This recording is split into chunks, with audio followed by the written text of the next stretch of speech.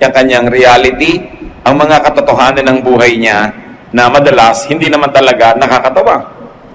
Pero ang pagtawa nga sa ating buhay at sa ating sarili ay dapat kung kailan hindi ito sobrang masaya at hindi ito sobrang maganda.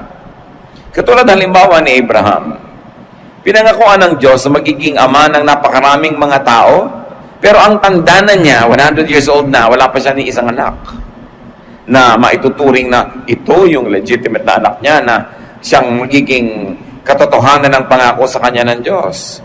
Minsan dinalo siya ng Diyos at may mga kasama pang mga anghel ang Diyos at hindi nagpakilala pero nakaramdam sa Abraham na kakaiba itong kanyang panauhin. Genesis 17, 16 to 17. Ipinangako ng Diyos sa pagpapalain niya si Sarah at dadalang tao samantalang over 90 years old na yung tao.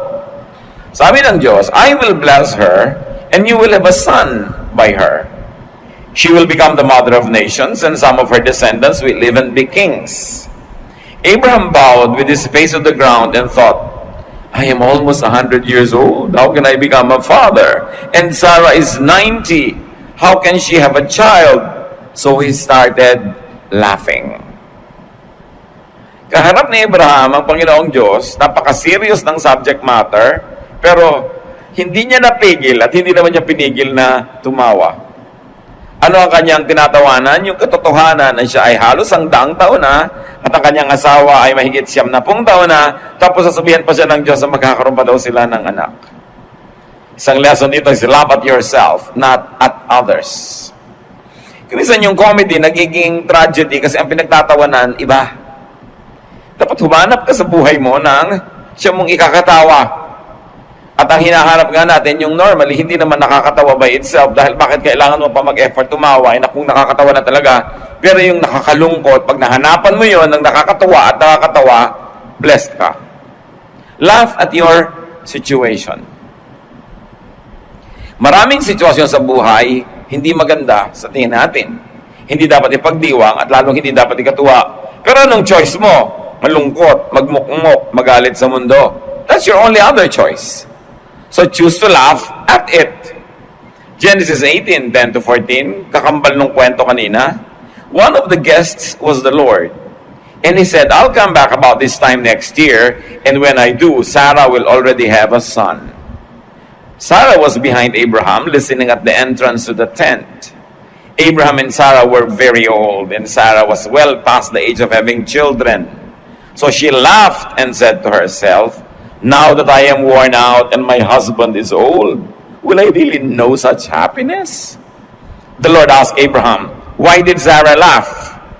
Does she doubt that she can have a child in her old age? I am the Lord. There is nothing too difficult for me. I'll come back next year at the time I promised, and Sarah will already have a son. So hindi lang si Abraham ang natawa dahil sa kanyang kalagayan, si Sarah din, nadidinig niya kasi sa likod ng kurtina, ang pinag-uusapan ng kanyang asawang si Abraham at ng Diyos. At sabi ni Sarah, ako, past 90 na, will I have this happiness?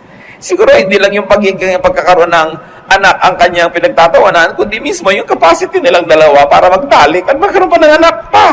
So niya, tanda-tanda na ng asawa ko. And she found it something to laugh at. Not something to sneer at or to deride God about, pero nakakita siya ng humor, nakakita siya ng biro. At sa katotohanan, ang Diyos, pagka binasa niyo between the lines, very humorous. Halimbawa, ang Panginoong Jesus, sabi niya, pakainin niyo mga tao, libo-libo. Sabi, wala po tayong papakain. Gumawa tayo ng paraan. Sabi ko, kailangan pakainin ng mga tao. So, nung ang Panginoon naghimala, no? Di ba, tatlong konting tinapay, konting isda, pinaghati-hati. Ilan ang natirang mga tira, yung mga pispis? 12 basket nung nakolekta. 12 disciples, tiki-tiki sa siguro sila ng basket na bit-bit ng mga tira. Dahil sabi nila, wala tayong ipapakain. Para ngayon, makita nila the humor of the situation, ang dami namang sobra, at silang inang nahirapang magbuhat. Pag tinignan ninyo yung mga dealings ng Lord, marami humorous. Kasi kadalasan lang, pag binabasa natin yung Bible, parang dan, yung ang banal-banal ng reaction mo, nawawala talagang humor. Pero try to read the Bible with an eye for humor and you will find lots of jokes. So laugh at your situation, not at other people's situation. Anong ibig sabihin dito ng laughter ni Sarah at ni Abraham? It's acceptance of or resignation to a harsh reality. Natanggap na nila na hindi na sila magkakaanak, natanggap na nila na matanda na sila, hindi na matutupad yung pangako sa kanila ng Diyos, kaya sila natawa. Kasi pag natatanggap na natin with resignation, yung mga mapapait, nawawala yung bitterness at galit natin laban doon, nagsisimula tayong mabless. Hindi lagi mong nire-resist. When you're always resisting ang nagaganap sa iyong buhay, yung tinatawag nilang kapalaran, lagi kang nagagalit sa nangyayari sa iyo, hindi ka magiging handa to see the humor in life, and you will probably not be ready to accept and receive the blessing. The laughter here means a capacity for happiness in spite of. In spite of the impossibility or the seeming impossibility of the promise, in spite of the situation, natawa sila. Kaya pa rin nilang tumawa. Hindi sila galit sa mundo. And the laughter here means a conditioning of oneself to be happy or at least to be cheerful. If you cannot be happy, you can at least be cheerful. Magkaiba naman yun eh. Hindi yung unhappy ka na nga, tapos grumpy ka pa, at pagtapos yung nakasimangot ka pa, galit ka pa sa mundo, kahit tuloy may nakakatawa, hindi ka natatawa. Dahil hinanda mo na yung sarili mo na huwag matawa, kaya nagagalit ka pa sa natatawa. Laugh at your life. Life at the seasons of your life. Yung mga season ng buhay natin, panapanahon yan. Your season could be a very nice one. Your season could be a very difficult one. Ecclesiastes 3:1-4, everything on earth has its own time and its own season. There's a time for birth and death, planting and reaping, for killing and healing, destroying and building, for crying and laughing, weeping and dancing. Nothing is permanent. Pagka masaya ka, magsaya ka. Dahil hindi naman laging masaya ang buhay. Ngayon, pag hindi ka masaya, magsaya ka rin. Dahil alam mong hindi permanent yung unhappiness mo, mapapalitan din yun, sasaya ka rin. Now, if you want to be sad, nung masaya ka na, sad ka pa rin. Dahil sabi mo, naku, ang kasunod nito, sadness. So, habang masaya ka, dapat fast forward mo na yung sadness mo.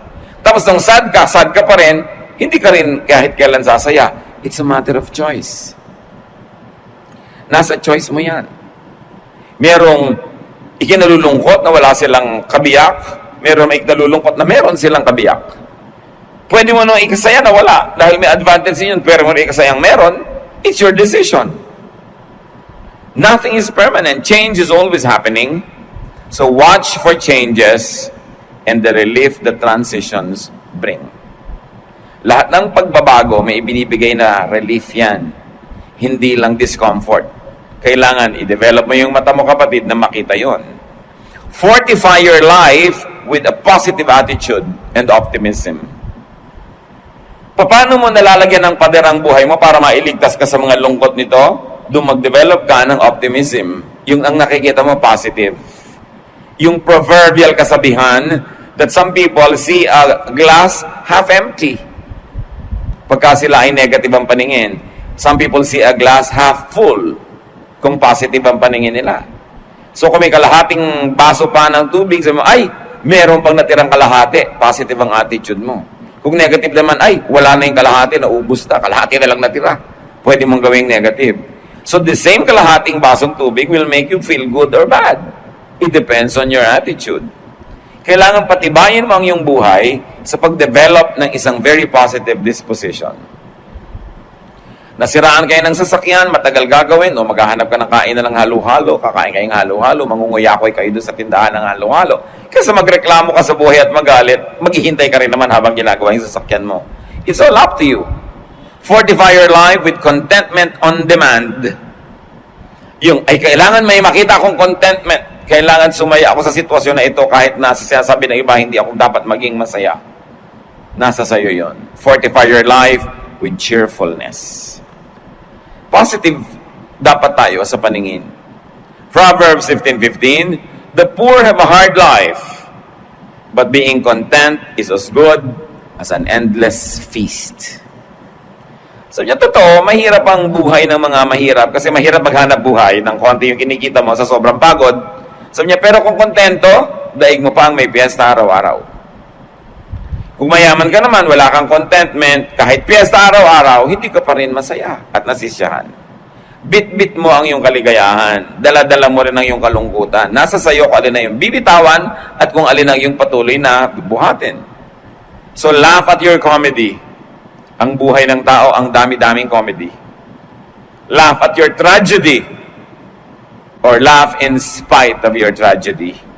Kaya sa drama, yung mukha ng tao, ang dali-daling pinapalungkot, pinapababa lang yung labing ganyan. Sa pinapasaya naman, pinapataas lang. It's the same mouth. It's the same lips. A few directions, a few movements of some muscles will already determine your disposition. Ngayon, kung masaya ka, it shows on your face. Pero kung hindi ka tunay na masaya at pinapasaya mo yung mukha mo magiging entry point ng happiness into your heart. Kaya magiging happy ka rin. You have to reverse the cycle of loneliness by at least showing a cheerful disposition, by singing a song, by smiling, by laughing, at makikita nyo may energy sa yung cheerfulness, it could turn into happiness. Kailangan yun. Yung iba naman happy na, ayaw pa maging cheerful, ayaw pa magpahalata. Ang happy-happy na. Ang laki ng kinita sa negosyo, huy, tumipa ka ba? Konti. Ayaw pang magpahalata, no? Na masaya. Gusto nang tumalon at tumili sa saya, pero ngingiti lang ng konti. Ba't mo kailangan sikilin yung ganong damdamin? Kailangan express mo yan. For example, 2:1-3, Hannah prayed, "You make me strong and happy, Lord. You rescued me. Now I can be glad and laugh at my enemies. No other God is like you. We're safer with you than on a high mountain. I can tell those proud people, stop boasting. Nothing is hidden from the Lord, and He judges what we do." So sabi niya, you made me strong and happy. Nire-recognize itong si Hannah na ang happiness sa Diyos yan ang gagaling. Kaya dapat pag dumarating, ine-entertain. Pag wala, hinihingi. Pagka wala, pinoposition mo yung sarili mo para ma-attract sa iyo yung happiness at lapitan ka niya. Alam niyo, ang happiness, ang gusto niyang kasama, kapwa happiness. So pag yung angel of happiness, naghahanap ng kakalungan, makakasama, nakita ka na kasimangot, sa palagay mo, lalapit sa'yo? No! Pero pag may nakita yung nagsasaya, doon pa rin uli yung sasama, because happiness begets happiness. Kaya kailangan ina-attract mo yung happiness. Sa itsura mo, sa kulay ng damit mo, sa ayos ng furniture mo, sa itsura ng hain mo, you attract happiness. Kahit ang iulam mo lang tuyo, pero korting bulaklak pa ang mga kamatis na nakapaligid, you attract happiness. Pero may 3 tuyo doon na hiwa-hiwalay pa, nakakaantok tingnan. Diba? Nakakawalang ganang kainin, lalo't ang lamig-lamig na. Tapos, hindi pa nakangiti ang mga kumakain. Si Job, na ang daming naranasan na hirap sa buhay, chapter 5, 23-26, in times of war and famine, God will keep you safe. You will be sheltered without fear of hurtful words or any other weapon. You will laugh at the threat of destruction and famine. Di ba pag may threat of destruction and famine, you are scared, say, you will laugh. Tinatakot ka ng buhay na maghihirap ka, tatanda ka, magkakasakit ka, you will laugh. Yung Proverbs 31 lady, you will laugh at the days to come. Yun ang sinasabi. And you won't be afraid of wild animals. They will no longer be fierce, and your rocky fields will become friendly. Your home will be secure, and your sheep will be safe. You will have more descendants, and there are blades of grass on the face of the earth. You will live a long life, and your body will be strong until the day you die. This is the hope of somebody who believes in God. This is the promise that people who believe in God will always hold on to, no matter how bleak the present time is. Kaya sabi niya, in times of war and famine, in times of threats of destruction, you will laugh. Meron tayong pwedeng pagkunan ng malalim na ligaya kahit yung katabi nating katotohanan, the immediate and the here and the now, seem to be very difficult. Because you know that God is in control and that God loves His people. Your situation will change. Or if your situation doesn't change soon enough, you can change your attitude about your situation. Dalawa lang naman ang pwedeng magbago. Nagbago yung sitwasyon o binago mo ang iyong pananaw. Katulad nung grape na hindi maabot-abot ng bear, yung sour grape. Inaabot niya yung grape, hindi niya maabot. Sabi niya, di bale, maasim naman. Huwag na lang. Pinalitan niya yung attitude niya para hindi siya malungkot. Yun tinatawag na sour grapes. Nag-sour grapes ka na naman. Sabi mo, hindi ka ba niligawan nung lalaking yan? Wala namang kwenta, mukhang tamad. Sour grape, di ba? Kahit nga tamad, bubuhayin mo, iligawa ka lang. No? Pero, sour grape ka lang dyan. Defense mechanism natin yon. Bakit mo naman papalungkotin yung sarili mo sa nakakalungkot na sitwasyon na nga? Umimbento ka ng paraan para sumaya. It is your duty to yourself. We have to cope. At mga kapatid, yung mga ibang tao, yung mga coping mechanisms nila, huwag nating maliitin, huwag nating masamain when people are just trying to cope. Kung minsan may nagtatawa na ang lakas, naiinis agad yung mga manang. Iirapan agad yung nagtatawa na ng malakas. Ano man ang malay mo, 30 araw na siyang umiiyak, ngayon lang siya gumawa ng kaligayahan, o kaya umiimbento kahit hindi totoo para lapitan man lang siya ng kaligayahan, siya ay naglalagay ng pain, tumatawa siya, tapos magagalit ka pa sa kanya. Meron pa nga na isang babae na kung magbihis talaga, hindi mo malaman kung planet man o kung clown o anghel, no? May mga conservative na women sa church, pinagsabihan siya. Sabi niya, sister, bakit naman ganyan ka magdamit? Hindi nakaka-glorify ka, Lord. Hindi daw nakaka-glorify. Alam niya, sabi ng kapatid natin na yun, ito na lang ang kaligayahan kong natitira sa buhay. Kung alam niyo lang pinagdaanan kong pait at hirap, dito na lang ako sumasaya, papakialaman niyo pa ako. So mula nun, hindi na siya dinudge. Basta naman hindi malaswa yung damit mo, yung iba naman kasi pati pananamit ng kapwa, pinapakialaman. Ano ba naman itong babaeng to? Laki-laki ng ribbon sa ulo. Di ba? Mabuti kung may kahon pa rin at ribbon nasa ulo. Masaya siya. Hindi ka naman inaano. Hindi mo alam ang ginagawa ng tao. Kung minsan may kain ng kain, meron naman, magpa-party. Sabi mo, ang hirap-hirap na nga niya, nagpa-party pa. Hindi mo alam, yun na lang ang kaisa-isa niyang taya para sumaya siya, para makakope siya sa situation. We all cope. So you don't trivialize the mechanisms of people when they try to cope with loneliness and with sadness. Now, what's the wonder of laughter? Laughter is not only the best medicine, it is also the best defense and offense against tragedy.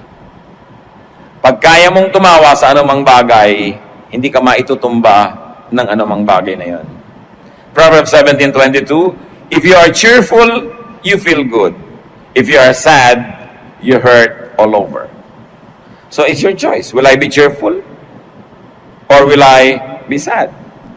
Kung minsan yan na hindi maintindihan ng napakaraming foreigner sa Pilipinas. Lubog-lubog na yung bahay, bahana. Eto na ngayon yung mga taga-dyaryo, kukuha ng picture, lahat ng tao. Baha. Tawanan pa. Kahit na nga sa patay, iyak ka, tapos, picture. Ngitian mo na dahil picture. Yung, marunong tayo mag-cope. Di ba? Pagka napakahalagang, yan ay napakahalagang regalo sa atin ng Diyos. Kasi meron tayong 28 mahigit na bulkan na active. Dinadalaw tayo ng mahigit 200 bagyo every year na nag-iuwi ng mga baha, mga landslide at kung ano-ano. Pagkatapos, napakarami pang mga politiko who are raping our country blind and depriving us of so much precious resources. Ang daming dapat ikalungkot sa buhay. Kung hindi tayo magiging cheerful, nagpakamatay na ang buong bayang Pilipinas. Pero hindi. We have this indomitable spirit. Kasi meron tayong cheerfulness. Meron tayong kakayahang magsaya sa konti-unti ang bagay at kalit-liit ang bagay, kaya nating ipagdiwang ang buhay. At yan, huwag niyong palitan. Magandang karakter natin yan. Kahit kuminsan mukhang mababaw. No? Kahit kuminsan para yun lang, masaya ka na. Pero buti nga ako sumaya.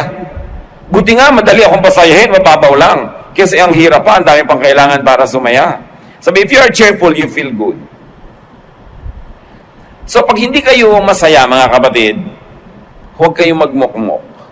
Humanap kayo na ikakasaya. Palitan nyo unang-unang expression ng mukha nyo. Kasi yung expression ng mukha nyo, magnet yan. Pag nakasimangot yan, sa palagay nyo, anong tinatawag niya? Diba? Kalungkutan. So, kailangan mag-drawing ka ng ngiti sa iyong mga labi. Kahit hindi yun totoo sa iyong puso, mamaya magiging totoo na yun kasi tatablan ka ng sarili mong pagtatawa dyan. May effect yan. You can't always be happy, but you can choose to be cheerful. Nakakapagpagaling ng mga sugat ng damdamin ang ating cheerfulness. Now, cheerfulness is not dependent on outward events. It is dependent on your attitude. Therefore, you are in control of it. Hindi mo makontrol ang mga nangyayari sa labas, pero kaya mong kontrolin yung kalooban mo, pwede mong isagot doon, cheerfulness. Because cheerfulness and laughter empowers. Kita ninyo, pag may malakas tumawa, parang kanya yung buong hall. Parang nabili na niya yung buong bus sa pagtawa niya, dinig ng lahat. Laughter empowers. No? Proverbs 17:22, a cheerful heart is good medicine, but a crushed spirit dries up the bones. Kaya tayo mga kapatid, merong ministry of cheerfulness. Kasi pagka ikaw ay malungkot, hindi lang sarili mo yung naapektuhan. Naapektuhan yung mga katabi mo, mga mahal sa buhay, mga nasa paligid. Tayo may pananagutan din sa isa't isa na magpasaya sa isa't isa. Hindi komo malungkot ka, may karapatan ka ng palungkutin lahat ng tao. Meron tayong pananagutan to keep a group spirit, no? Esprit de corps, kailangan buhay. At lahat yan nagko-contribute. Sa inyong pamilya, kung malungkot yung mood, magdagdag kayo ng happiness. Hindi yung tinakausap na kayo, ayaw pa kumibo, pinapakain na kayo, ayaw pa lumabas ng kwarto. Inaalagaan pa kayo. Samantalang dapat katulong kayo na nagpapasaya sa buong pamilya. Kung tayo mayroong mahal sa buhay na may sakit, meron tayong mahal sa buhay na nakaranas ng tragedy, o kaya namatayan ng ating pamilya, lahat tayo may tungkulin na itaas yung mood ng family. Hindi pababain pa yon. We should contribute, no, to the improvement of the atmosphere. Cheerfulness is self-help. Pag ang sarili mo ay pinapasaya mo, naiinip ka, it's self-help. Isa sa mga kalaban ng tao, inip. Lalo kung medyo may edad ka na ng konti o wala ka masyadong ginagawa, naiinip ka, anong gagawin mo? Kailangan you should cheer yourself up. Kaya yung mga iba, anong nangyayari pag naiinip, umiimbento ng mga bisyo, nagda-drugs, naglalasing, o kaya kung ano-anong sinusuot ng mga panganib, mga thrill, lalong problema ang nagiging bunga. Hindi lang tuloy inip yung nagiging problem, nagkakaroon pa ng crisis, nagkakaroon pa ng tragedy. Cheerfulness is first aid. At may mga tao na kung nagkakasagutan sila, nagkakainisan, kung may pumasok lang na isang nakakatawang bagay at pareho silang tumawa, solve na yung problem, hindi nalalaki yung gulo. Kasi yung pagtawa, nakaka-break yan ng momentum ng pag-aaway eh. Pag may nakakatawa, kaya kung minsan nag-aaway kayo, may isang kaibigan kayong kengkoy, pinapatawa kayo, nagagalit ka, huwag kang magpatawa dyan. Buti nga pinapatawa ka. Di ba? At kung kaya mong tumawa, tawanan mo. Kung hindi, imbentohan mo ng tawa, masisira yung atmosphere of gloom at maaaring napakalaki pag-aaway ang hindi matutuloy dahil lang nagtawanan kayo. Cheerfulness is surgery. It can take off a part of your life that is undesirable or that is horrible. Pagka nagkaroon kayo ng katuwaan, cheerfulness is antidote. Kasi pag marami kang naipon na happiness and cheer in your life, kayang-kaya mong tumanggap ng mga hirap dahil maraming nakadeposit na positive, marami mang ma-withdraw na negative, ang natira pa rin maraming positive. So cheerfulness is defense and offense. It is a powerful survival mechanism. Kaya pag may tawa ng tawa, huwag yung pigilin.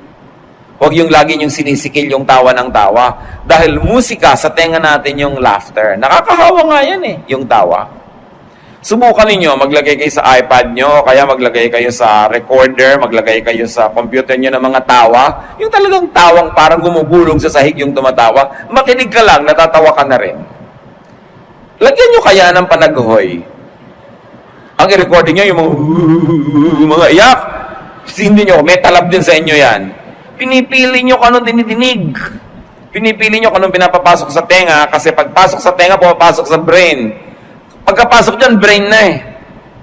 Kaya inaabangan nyo kung ano ang magandang pwedeng papasukin at makaka-effect sa inyo. Psalm 35, 27-28, let all who want to win be happy and joyful. From now on, let them say, the Lord is wonderful. God is glad when all goes well for His servant. Then I will shout all day, praise the Lord God, He did what was right. Pero ang mahalaga dyan yung sinasabi, if you want to win, be happy, be joyful. Yung palang premyo na. So find the bright, light, funny side of things. Lahat ng bagay has at least two sides. Gusto nyo mag-enroll, hindi kayo naka-enroll. May funny side din yun. Mag-e-exam kayo sa board, hindi kayo pumasa. May funny side din yun. There is also something that could be cheerful about. Kung hahanapin nyo lang, laging at least two sides yan. So dapat ang hinahanap nyo yung magpapasaya, hindi yung magpapalungkot. Proverbs 15:30, a friendly smile makes you happy, and good news makes you feel strong. So minister with your smile and with your cheerfulness. A friendly smile daw makes you happy. Tama naman. So why don't you make others happy by smiling? Hindi yung lumalapit pa lang sa'yo, may sasabihin sana ako sa'yo. Ano? Di ba? A friendly smile makes people happy. Pwede ba sabihin, ano? Pwede mo naman sabihin, alam mo, kinakalungkot ko, hindi ko mabibigay ang gusto mo, pero nakangiti ka pa rin. Pero yung pang-discourage mo, baka kautangan, baka kahingan, baka kaabalahin, para kaagad tigre. Bakit? That is not ministering to others. Especially to people close to you. Sa takot natin kumisang maabala, sa takot nating maistorbo, mautangan, mahingan, malugi, ganun na yung mukha natin, mukhang pusang galit. Pero hindi yun ang hinihingi sa atin ng Biblia. You minister with your face. That when you let your face shine on people, they find a good reason, if not to be happy, at least to be cheerful. It is a ministry. Kahit anong oras, yung mukha natin, yung expression natin, either pinapagamit natin sa Diyos o kay Satanas. That we lift people up or we make them feel low and bad. Kumisan just to preserve our turf. So, minister with your smile. It's a ministry. Minister with your cheerfulness. And benefit from other people's laughter. Ang hirap kuminsan, nakasakay ka sa jeepney, may nagtatawanan, nakakakwat-tawa talaga, pero pigil na pigil ka. Huwag ka na magpigil, makitawa ka na, makipaghampasan ka pa sa kanila. Diba? Kasali ka na agad sa kwentuhan. Yung biruin mo, nakikinig ka lang na ministeran ka, pero kuminsan may nadidinig ka, diba? Nade-depress ka. Kasi yung balita nila. So, nakaka-minister tayo sa mga tao, we make them feel good or we make them feel bad. Lahat ng pwedeng sumali ka sa kaligayahan, makisali. Huwag yung masyadong hard to get, masyadong conservative, masyadong pa-image, masyadong hindi ma-rich. Kasi at the end of the day, you'll be sad.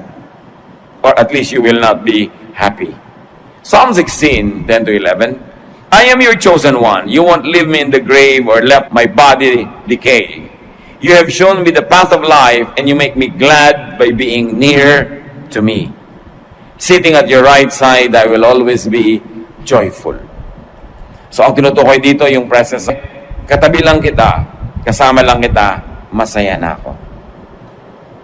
Eh, hindi ba lagi naman talaga natin kasama ang Diyos? Wala ka naman pwedeng puntahan na wala doon ng Diyos. So, wala kang dahilan para mawalan ng reason to be joyful about. Because you are in the presence of God, no matter what the situation. And if we're going to internalize that and operationalize that, ang liit ng darating sa iyong lungkot. At dumadapo man yan, maalala mo agad na hindi mo dapat i-entertain, itataboy mo agad. You cannot stop sadness, you cannot stop loneliness and worry from flying over your head, but you can stop them from nesting in your hair. Hindi mo dapat i-entertain masyado matagal. Pag may naalala mo malungkot, ibahin mo, change channels, change the thoughts. Merong tugtog na nakakapagpalungkot sa'yo, huwag yan na i-play mo. Yun nagpapasaya. Dapat nagpapalungkot ka lang sa buhay mo at pinapayagan mo malungkot ka when you reflect and your reflection makes you wiser. Other than that, be kind to your emotion. Find happiness in God's presence and you will never run out of reasons to be happy. He who laughs wins. Proverbs 18:14, being cheerful helps when we are sick, but nothing helps when we give up. Marami mga pag-aaral na sa medisina, sa mga wellness fields, yung mga taong masayahin, mas madalis makarecover sa sakit. Yung mga malulungkutin, ang hirap tabla ng gamot. At madalis ma-infect. Mas madaling ma-infect ang mga taong malulungkutin kaysa mga taong masasayahin. Kaya dagdagan ninyo yung potential na kayo yung lumusog, lumakas, make yourself happy. And we are cheerful not only when we are healthy. Sabi, being cheerful helps one when we are sick. So kahit may sakit ka, maghanap ka ng ikakasaya. Diba? Maghanap ka ng ikakatuwa. Kaya nakakatuwa yung mga ospital na magagandang mga painting, masasaya mga scenery yung nasa room para ma-lift up ang iyong spirit, para sumaya-saya ka. Ano ang mapapala mo pag nagmukmuk ka? Ano ang mapapala mo kung naninimangot ka? Pati mga tao, iiwasan ka. So nababawasan yung potential that happiness be brought into your life. Happiness brings out laughter. But in turn, laughter can induce happiness. Yan po yung sinasabi natin kanina. Pag masaya ka, matatawa ka. Pero kung hindi ka masaya, magtatawa ka, mamaya sasaya ka na rin. Kailangan gumawa ka ng paraan para makawala ka doon sa lungkot at yung pagtawa ang isang mabisang paraan. Psalm 126, 1-2. It seemed like a dream when the Lord brought us back to the city of Zion. We celebrated with laughter and joyful songs. So laughter is a celebration. Create and join activities and situations that induce and release laughter. Manood ng comedy imbes ng tragedy o lalo na imbes ng horror.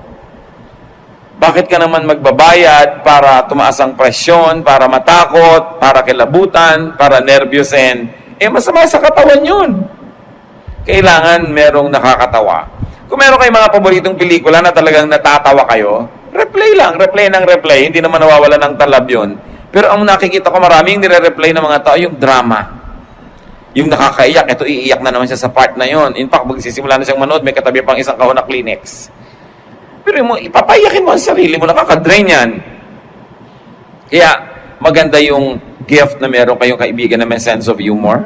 No? Lagi nyo iimbitahin yun. Sasama kayo sa tao na may sense of humor, masigla, masayahin, kesa yung mga taong laging malungkot. Samahan nyo lang yon to minister to them, but do not go with them too often dahil baka kayo madamay at kayo mahawa sa kanilang mga negative na pananaw sa buhay. Proverbs 15:13, happiness makes you smile, sorrow can crush you. Kaya naman tayo dapat gumagawa ng paraan para ang pamilya natin mapasaya, hindi mapalungkot. Pinag-aaral ka, mag-aaral ka para sa oras ng graduation, kasama ka sa marcha, masaya. Diba? Ikaw naman na padre de pamilya, maging tapat ka sa iyong asawa dahil napakaraming tragedy ng pamilya dahil itong si lalaki ay naglaro ng apoy. Or paminsan-minsan si babae, pero masyadong bihira. Ang dalas-dalas yung tatay. 85% yata ng kalungkutan ng pamilya madalas galing doon sa tatay. No? Dahil siya tong kumisanay ng babae, nagkaroon ng ganung mga problema, kung ano, may nagbisyo. Ngayon, kung anak pa yung problema rin, pero mga 30-40% lang yun eh. Ang mag-asawa, kahit anong problema, kaya nilang harapin habang hindi pa yung asawa ang problema. Kahit ano yan, basta yung mag-asawa united, na haharap nila lahat. Ang mahirap pag yung asawa mo na ang problema mo. At totoo yan, napakalaking challenge sa mga Filipino fathers to create happy homes. Dahil madalas talaga ang dami-dami. This is scientific study na ang pinagmumula ng pinakamalalaking sobrang mga kalungkutan pagka yung tatay nagbisyo o ng babae. Yun lang naman eh. Kung yung walang hanap buhay, walang maipakain sa pamilya, nagagawa niya ng paraan eh. Diba? Pero ang mahirap yung talagang nagtataksil sa asawa, ang laking problema dinadala niyan. And you torture one another. So you have a ministry to one another. Maging tapat ka sa iyong asawa, maging tapat ka sa iyong magulang. Huwag kang magloko sa iyong mga pag-aaral.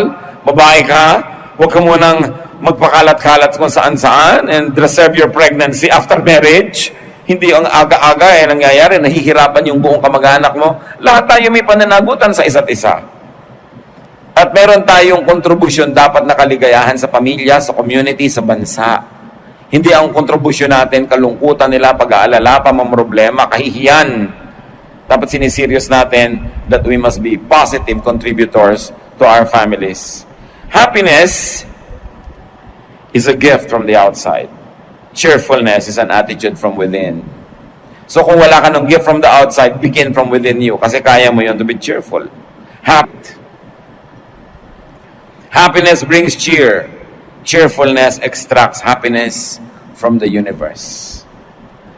yung mga cheerful, palangiti, mga pag-imbento ng kasiyahan, nakakatas nila ang mga planeta at nakakakuha sila ng kaligayahan mula doon. Kailangan marunong tayo ng ganong skill to extract happiness from any situation because you have a cheerful attitude. So laugh and be happy. You were fearfully and wonderfully made. And you were made by God to enjoy this life, to enjoy His creation, to enjoy His goodness, not to suffer. Kung may suffering ang pamilya natin, ang ating grupo, huwag na nating dagdagan pa. Kung minsan, mga magulang nyo may problema, yung mga anak naman magre-rebelde pa, sasabay pa, dinadagdagan nyo pa yung problema. Pagka mayroong mahina na performer sa ating pamilya, mayroong failure yung performance niya, all the others have to compensate and do extra well para buuin yung pamilya. Hindi yung magdadagdag pa kayo ng problema, may problema na nga. Dapat patibayin. How much do you want to be happy? Kanina, tinanong ko kayo, how happy are you? 1 to 10. You'll be surprised. Many people are not really happy. Or at least they think so. Pero dapat meron tayong gawin. Hindi ka pala happy, umimbento ka ng kasiyahan. Be happy, be cheerful. Do something. Lift yourself up. Magsaya, magpasaya. Dapat meron ka talagang happiness project. Ang dami nating project sa buhay eh. May project ka ba na sumaya? May project ka ba kung paano mo papasayahin pa ang iyong asawa? Iniisip mo ba yan? Paano ko pa siya papasayahin? May project ba tayo para, paano ko papasayahin ang mga bata, ang mga anak ko? Is that enough na pinapakain ko sila, pinag-aaral ko? Paano ko sila papasayahin? Mga anak, may project ba kayo? Paano ko papasayahin ang aking magulang? Huh? Minsan, ang dami yung project, paano ko papasayahin ang girlfriend ko, boyfriend ko, pero yung mga magulang, nakakalimutan. Kailangan, paano ko papasayahin ang parents? At eto pa, mga kapatid, paano natin papasayahin yung mga grandparents, yung mga lolo at lola? Mga nabiyuda, wala nang masyado ka-partner sa buhay, paano natin sila lalong paparamdamin na welcome sila at kasama sila at hindi sila nag-iisa?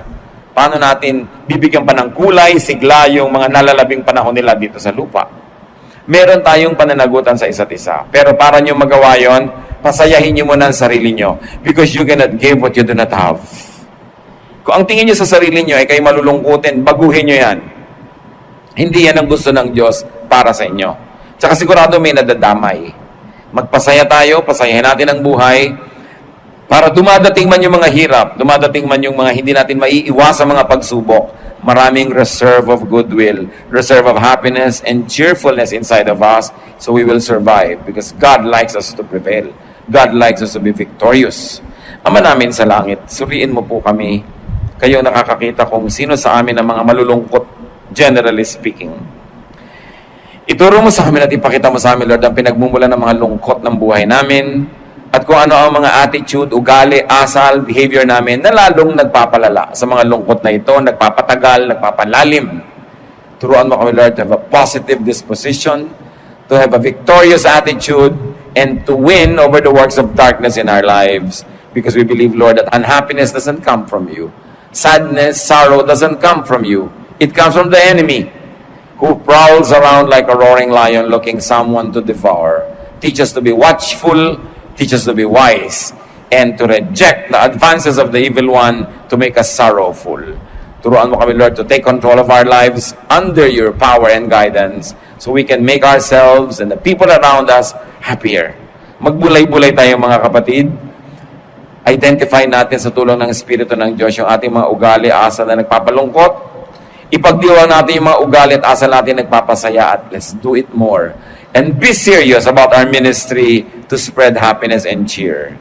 It is better than religious work.